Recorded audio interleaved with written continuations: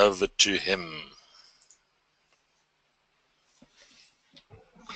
Good morning all, and welcome to our training on acrylics, predominantly baths, also shower trays, baths, shower trays, spa baths, and a couple of others. This is going to be an introductory discussion on acrylics, and we will go into more detail a little bit later. If we have a look at Libra and Plexicore, just a little bit of history about Libra and Plexicore. Libra have been around since 1979.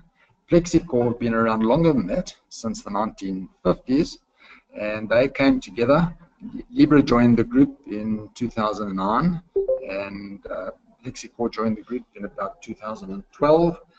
We've now combined the two brands.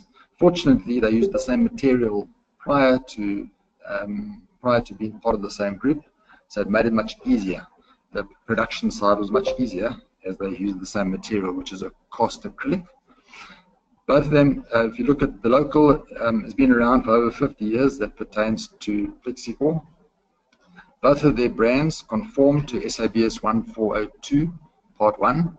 We don't have an SABS certificate for it because there's other requirements to get the certificate. The factory needs to be ISO 9001 accredited, which it is not yet. But the test report that we got from the SABS for a bath was that it conforms fully with 1402. Things the same as Val. We've got after sales service nationwide. We've got a 10-year product warranty. There's some items where there's a 20-year warranty. That is if there is a manzanite, which is a armored coating which goes underneath the bath. By applying that to it, it gives the product a 20-year warranty. There's some baths that have only got a 12-month warranty. That is the entry level, Tanya, Scarlet, and White Star baths that are 320 millimeters deep. That carries a 1-year warranty. Electronic information is available 24/7 via the website, and we have got extensive product training available to customers, to staff, as well as to plumbers on site. If we have a look at some of the ranges that we're going to talk about, the biggest volume of products are built-in baths. And there you can see there's some different types. You've got the oval bath, you've got rectangular baths, which are both the end waist and the center waist. We've got corner baths, and we've got shower baths. Then we've got skirted baths, sometimes known as freestanding baths, but I've differentiated. There's 3 different categories of freestanding baths. You've got skirted baths, where you've got the bath and a skirt is a separate piece. And then you've got oval and rectangular baths. Then we've got what we determine freestanding baths. Those are baths that are on feet, or those wooden feet, or those claws. You've got one-piece baths, which, as the name implies, the bath is just one piece.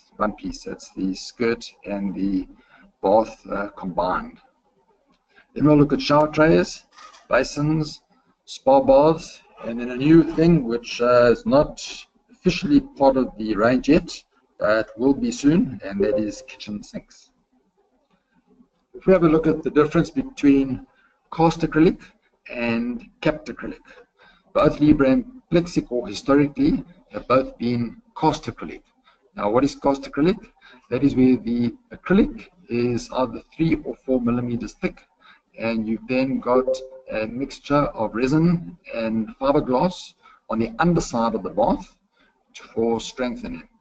Some of the benefits of that is that it is repairable to the depth of the thickness of the acrylic. So if you get a surface scratch, which is down to say 2.5 millimeters, you can polish that out just by using brasso.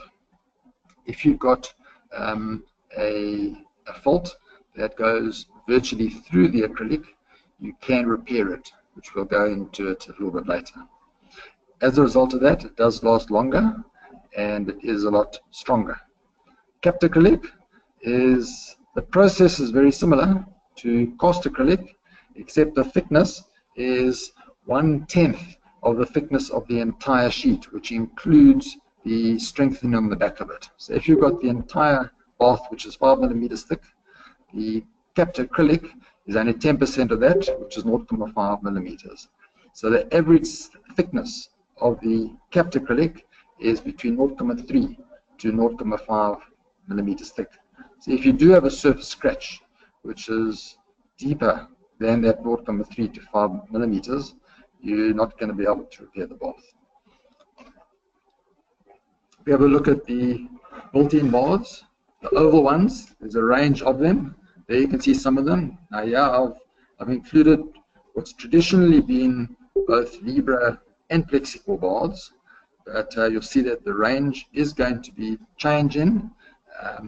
You may have seen some of the changes already, where Libra is going to be focused to the more upmarket products and Plexicore to the more contract type products, but it's also going to include ranges such as the shower baths, all of the shower trays, etc.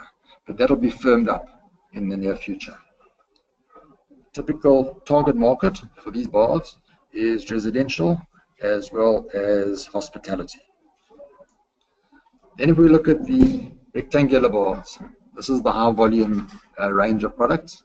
There's two different types. You've got the end waste. That's why if you look at the top photograph, the waste sits below the overflow at the end of the bath. And you've also got options of handles or no handles in the bulk of the products. Alternatively, you've got a center waste, which you'll see in that bottom image, center waste, and that is primarily a more symmetrical bath where the left and right is the same. And these baths are used pretty widely in residential, hospitality, as well as in healthcare. We'll see a little bit later some typical products used for healthcare. If you look at the top image of that common bath, if you get a common bath which is only 1200mm long and it's got an inbuilt seat, that one is suitable for healthcare to enable infirm people and kids to sit in the bath. Then if we look at the built-in corner baths, there's a range of those. You look at the Magnolia Duo and the Magnolia Solo, the only difference there is that the one has got a seat on the end of it and the other one doesn't. You look at the Flamingo and the Petra. Now the Petra bath is not, you see the sides, the two sides are not the same length, and there you've got a left and a right. So you've got that can sit into a corner in both the left hand side and a right hand side. These baths are primarily used in residential applications. Then if we look at shower baths, that is a bath and shower combination, used mainly in hospitality. You've got a couple of hotels that have been used there.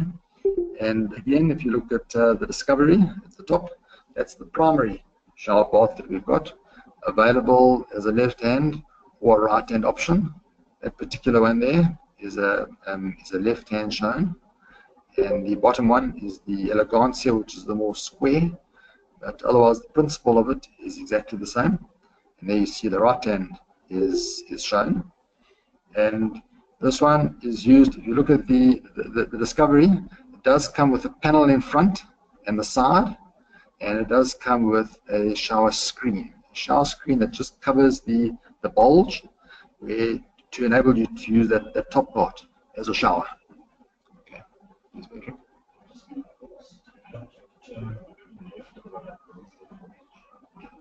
Okay, if you have a look at the Discovery, and if you take your left hand and you expand your index finger and your thumb to make a right angle, what that is then is where the thumb is, that is the shorter side, and where your index finger is, that is the longer side. So if you put your index finger along the side of the bath opposite the bulge, and your thumb going up vertically from that corner, that indicates that it is a left hand. But the tricky bit, that the left hand for a Plexicore bath is different to the left hand for a Libra bath. So the Libra bath is the opposite. It's very confusing, but that will be clarified in the future. At the moment, when people say I've got a left-hand Petra bath, it's going to be different. The configuration is different to a left-hand of the Discovery. It's confusing, but that's the one thing that where the two did differ. And if we look at some skirted baths where the skirt is a different component to the bath. You'll see a variety of them. The flow bath is the most popular one. Also, again, the flow bath looks like it's a rectangular bath, but it's known as an oval bath. And I'm not quite sure on the explanation for that, but it's known as the flow oval bath. But that one is more rectangular. You'll see the Ecstasy and the Marion Novella. Those ones are also some of the other common skirted oval baths. These ones are primarily, again, in residential, and you are going to find them in hospitality as well. Then we will look at rectangular skirted baths. You're going to look at the Cuba. There's also others, which is the Sicily Bold, which is the more square corners. If you look at the corners of the Cuba bath, it is square compared to the flow, where it is rounded. That's possibly the reason why it was regarded as an oval bath, possibly concerning the corners. Then you get the freestanding baths. These are the ones where you've got those wooden blocks on the underside. There you can see the Jenner Oval, and you see the Victorian Slipper, which has got those old claws on it. There were a couple of others as well that have been rationalized out. So the freestanding bath range is now fairly limited, but it's big enough to serve the requirements of the market. There you see a rectangular one, also with the same legs, the same feet that we saw with the previous one. Then you come to the one-piece baths, also known as the, well, this particular one is the Royal Bolton. That's one of the more popular ones. One piece, it's actually produced with two separate pieces, and it is welded together to form that single piece. If you come to the factory, it'll be a good time to go and have a look at the production of these one-piece baths. This range has expanded. Started off just with the Royal Bolton and the Windward, and sorry, not the Windward, the Kate Woburn, and it's expanded nicely. We've now got a range of 8 baths. Kate Woburn is also the other popular bath, also also known as an oval bath. If you look at the corners, which are, or the ends that are around it. Then you get the Flow Supreme bath, which is the same shape as the Flow bath, except it is one piece. And also this one we expect to do very well. And if we look at some shower trays, you get different types of shower trays. You get the drop-in shower tray, which is the conventional, and the biggest volume there is the Kohler 90, which is the biggest volume. That's also available in an 80 and 100. Then you get the Citra and the Pentagon. You'll see the similarities between those two, except the Citra has got that, where the Pentagon has got that edge cut off to make it a 5-sided shower tray. You've got the Citra, which has got that shelf on the side where the Pentagon has got that part cut off. So these ones are drop-in, so it's dropped into a surface which is bricked up. So you put a brick surface, a brick area around it, and it gets dropped onto those bricks. Then you get the Tassa, which is installed flush with the floor, and the depth of the Tassa shower tray is only 30 millimeters, which makes it useful for a paraplegic application, because it enables you to get a wheelchair in and out relatively easily. If you look at this Tassa 1400 by 900, which is, you don't use a shower door, you've just got a shower screen. So a single screen that's required for that one. You don't require a door, and that enables the user to then enter into the shower from the one side without having to close the door. Also, that is very useful in a paraplegic application, We have got one of the paraplegic associations that has specified that TASA 1400 for its residential applications. Then we look at some freestanding bars. These are the ones that are mounted on top of the surface, and so it is raised above the surface. And the purpose of this is that you don't need to brick it in. It is just raised above the surface, so you've got the entire acrylic going all the way around.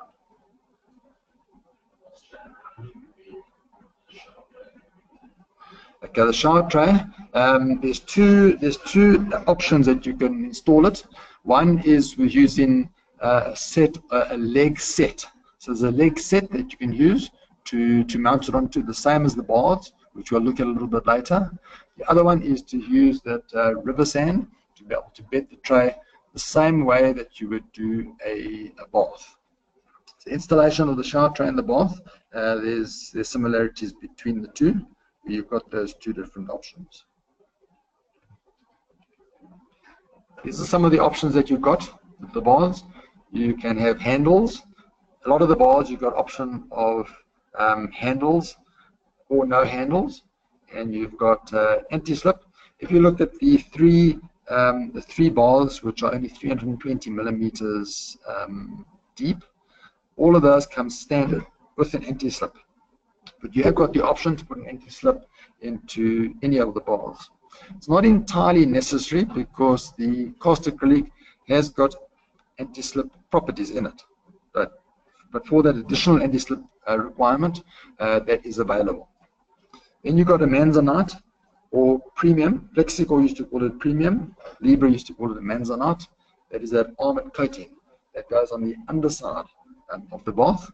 And if you look at the skirt, that will go on the inside of the skirt. So wherever you've got the resin and fiberglass, the manzanite or premium is attached or is applied directly onto that. We've also got some wastes and some overflow fittings that we supply, not normally as a rule, because you've already got a wide range of brassware wastes and overflows that are available, but there are certain ones that we do supply with our bars. Then we've got the leg sets.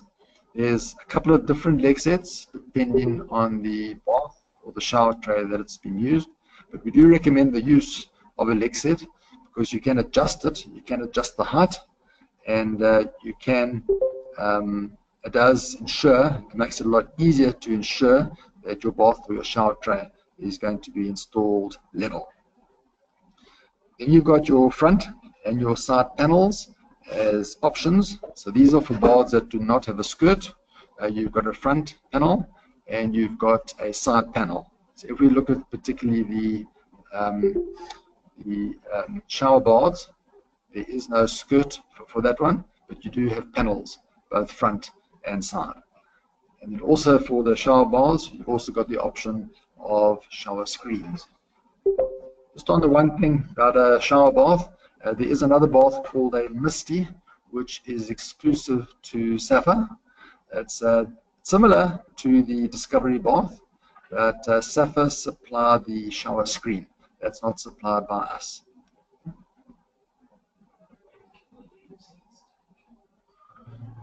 Okay.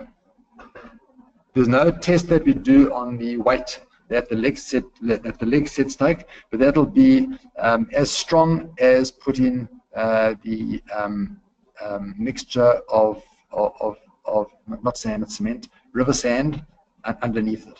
But we will conduct a test because there is no requirement for a test, but it's a good point, and I will speak to the factory and we will conduct a test on what weight that can take.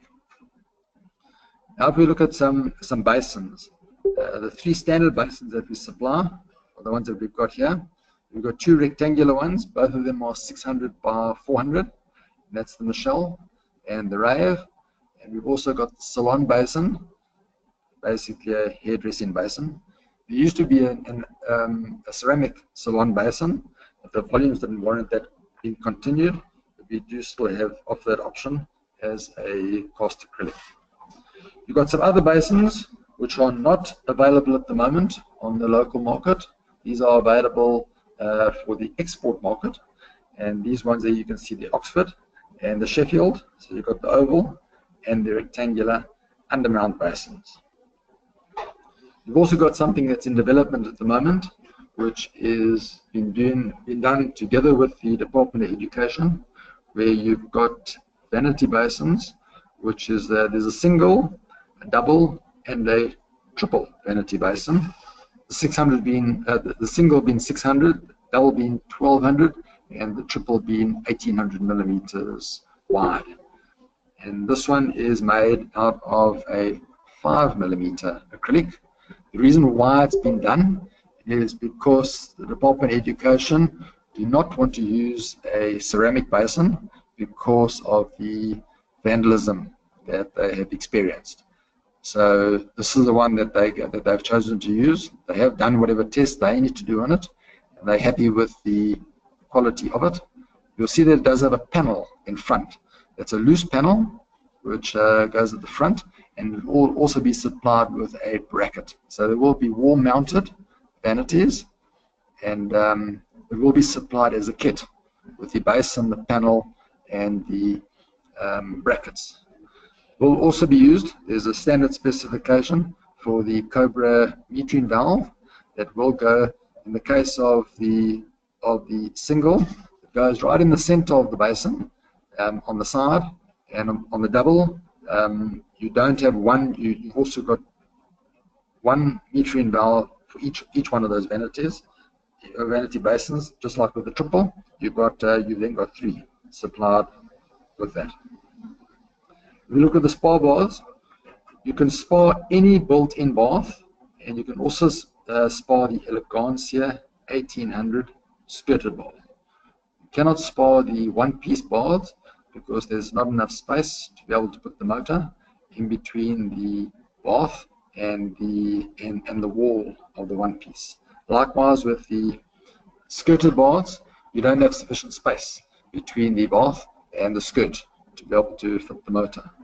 There's a variety of options that you can use to spar, and the standard one is 6 jets, but there's other options which we'll go into at another time when we go into detail on the spar baths. Then if we look at the kitchen sinks, not available at the moment, but we would like to introduce them. Some of the benefits of these kitchen sinks, because the questions we get, well, how does it compare to the standard stainless steel one? Well, these ones are stain resistant, they're also heat resistant, they're impact resistant, obviously to a point. If you're going to drop a ton of bricks onto it, it's not going to withstand that impact. It's also bacteria resistant, scratch resistant, thermal resistant. In order to clean it, what we normally do, we normally encourage people to use soap and water, sunlight liquid or equivalent, but for these ones you can use a more abrasive clean material. So obviously in the kitchen sink you're going to be using more fatty substances on your cooking utensils, and you're going to require slightly more abrasive material to be able to clean it. Like we said, it does have a 5 millimeter acrylic as opposed to the baths, which are 3 millimeters or 4 millimeters. These are some of the sinks are currently available on the export market, which we'd like to introduce locally. On the drop-in, there's actually 3 different sizes. That one, the top one you see is the Intro 1350. That is the width of the sink, which is 1350. It's a double sink with a drainer. You also get an Intro 1500, which is also a double sink with a drainer. And then the image at the bottom is the Intro 1800, which is the double sink with a double drainer on either side. And you've got some undermount kitchen sinks. You've got the Newport, which is a double bowl sink, and you've got the Madrid, which is a single bowl. These ones, the installation of it can be a seamless undermount for a laminate or a solid surface. So in other words, once it's installed, the surface is going to be, you're not going to see the difference between the surface and the inside of the sink. It's going to run into it as if it was one piece. That unfortunately can't be done when you're using granite or marble. There's some repair kits that you will have available. and that is for holes that don't go entirely through the acrylic. And we'll also have a session where we will show you how that repair is done. But it can be done by the homeowner just by sourcing a repair kit from us. They can go through the process. The installation instructions are there with it, and you would then be able to repair some chips. Scratches, you don't need this. Scratches, you would just use brasso to be able to take it out. Whereas if you've got any chips, that's what you need this repair kit for. If we have a look at acrylic production, the process is a lot simpler than with ceramics. What you do, you've got an acrylic sheet that you put into a heater. If you look at the top left-hand image, just a long sheet which you place into a heater.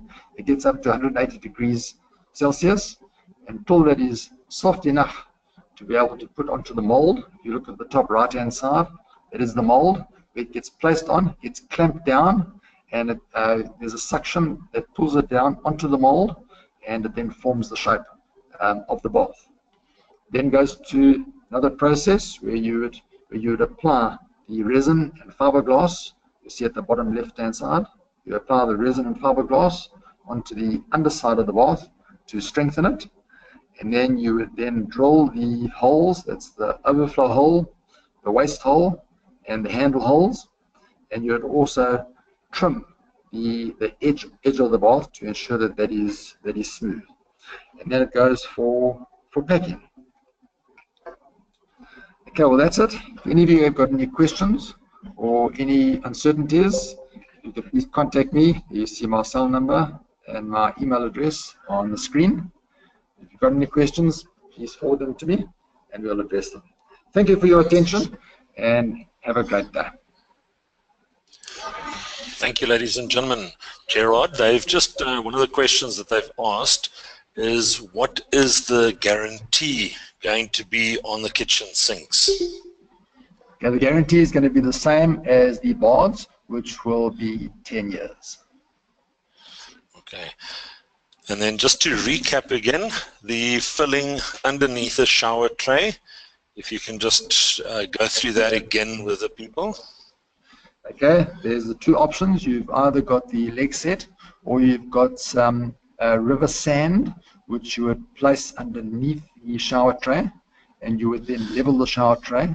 But make sure that you've got a complete, that the river sand fills the complete underside of the shower tray, so that you don't have any gaps, because if you stand on the shower tray and there's gaps there, you're going to hear it when you stand onto it. So just ensure that you've got it's filled comprehensively with your river sand. Okay, great stuff. Thanks, Gerard, for your preparation and the presentation this morning. Ladies and gentlemen, that brings us to the end of our presentation for today. The materials were put on a little bit late by myself. I apologize for that, but it is there if you want to download it. And then once again, I did advertise the link. If we can just make sure everybody goes to the link on the Lixil blog, so then you can actually get a copy of the material and the video for the webinar. So, any other questions before we close down? I see Deborah has here asked us, what are the measurements of the new undermount sinks? And I think Gerard did mention most of it. The depth of it, Gerard, towards the wall? Okay, we will include that on the blog.